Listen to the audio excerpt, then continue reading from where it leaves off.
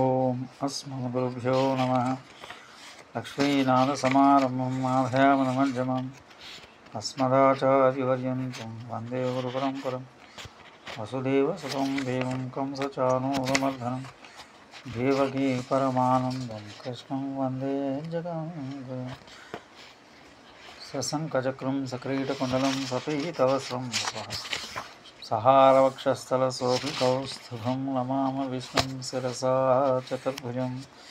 ప్రియ భగవద్బంధువులందరికీ నమస్కారం. ఇప్పుడు మనం విష్ణు సహస్రనామ సూక్ష్మంగా 4 అనుసంధానం చేసుకోబోతున్నాం. దాని గురించి విశిష్టత ఏమిటి?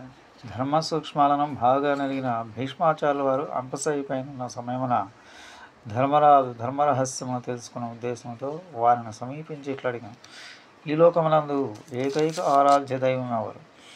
2 జీవకోటికి ఉత్తమ గమ్యస్థానమేది?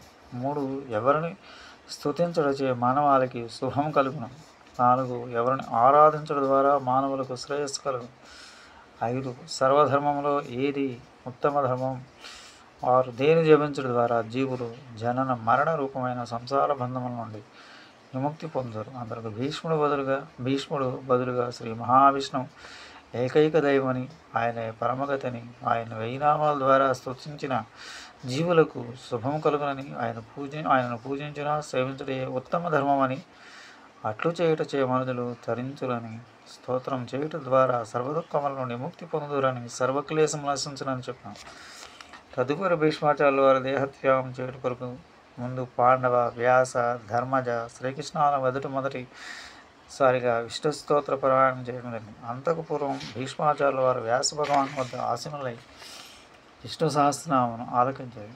శ్రీకృష్ణార్జున సంవాదం ఫలితంగా మనం గీతారహస్యం లభించినట్టు పైన చెప్పిన భీష్మ ధర్మరాజు సంవాద ఫలితంగా శ్రీ విష్ణు సహస్రనామం లభించింది.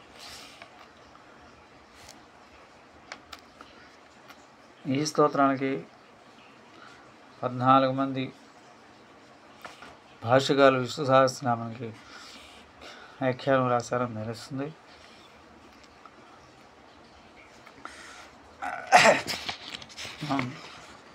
శ్రద్ధతో ఈ స్తోత్రాన్ని అనుసంధానం చేసుకున్నాం. ఓం విష్ణు విష్ణుర్వషట్కారు భూత భోజ భవత్ ప్రభు భూతగుద్భూతబుద్భావో భూతాత్మా భూతభావన.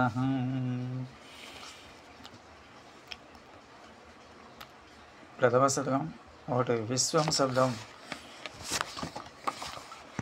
సకల చరాచర ప్రపంచము తానైన వాడు, సర్వభూత స్వరూపుడు, సర్వాంతరయామి.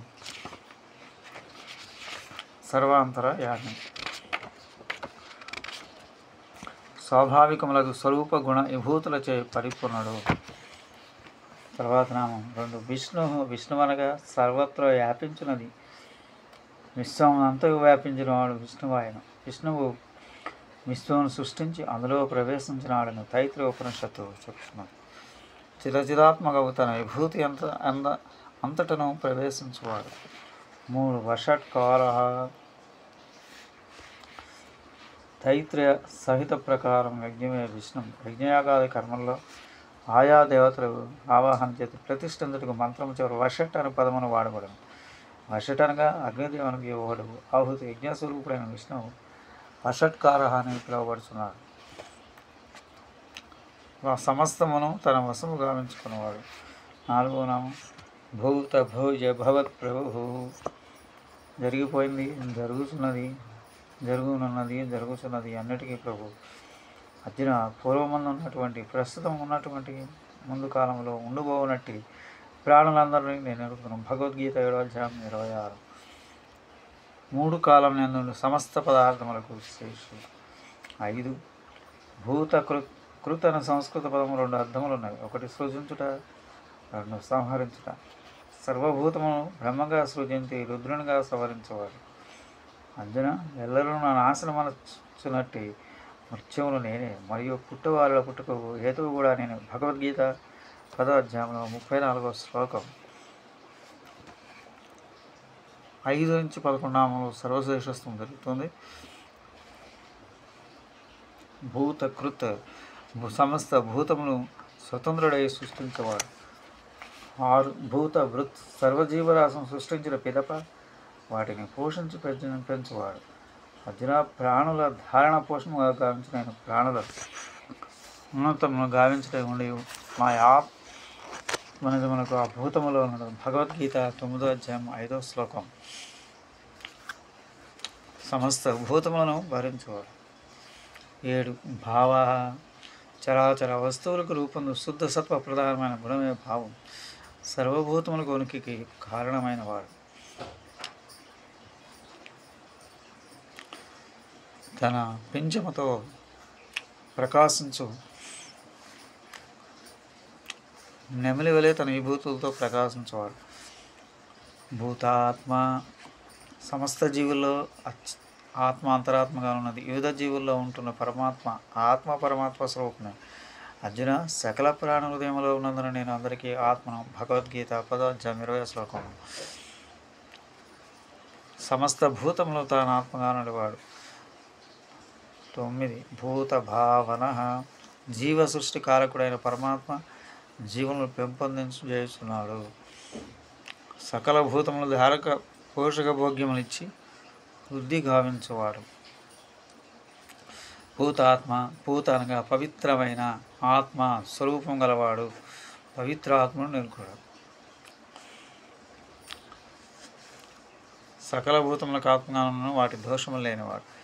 పరమాత్మ సర్వోత్కృష్టమైన ఆత్మ. అర్జున, పురుషుడు ఈ దేహమును స్థితుడై ఉండి వాస్తవన పరమాత్మ అనగా త్రిగుణాతీతుడు, బ్రహ్మాదుడు, సామ్యగుడిచే మహేశ్వరుడు మరియు శుద్ధ సచ్చిదానందుడిచే పరమాత్మను తెలియబడుచున్నాడు. భగవద్గీత 13వ అధ్యాయం 22వ శ్లోకాలు.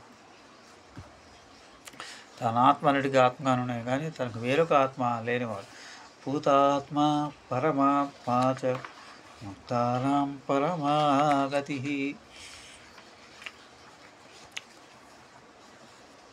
ముక్తానాం పరమాగతి 12. ముక్తి అనగా మరుల జననం లేకుండా పరమగతి అనగా ఉత్తమ గమ్యం. స్థానముకు చేరిన పునర్జన్మ ఉండదు, అదే పరమగతి. కౌంతేయ, నన్ను చేరిన పిద పునర్జన్మ ఉండదు. భగవద్గీత 8వ అధ్యాయం 16వ శ్లోకం. ముక్తులకు ముఖ్యముగా ఆశించు పొందదగినవాడు. ఈ నామం మోక్షప్రదం. 12 నామాల నుంచి 20వ నామం వరకు. అవ్యయ 13వ నామం. వినాశం కానివాడు, వికారము లేనివాడు, ముక్తుల హతికి సంసారమును పంపినవాడు.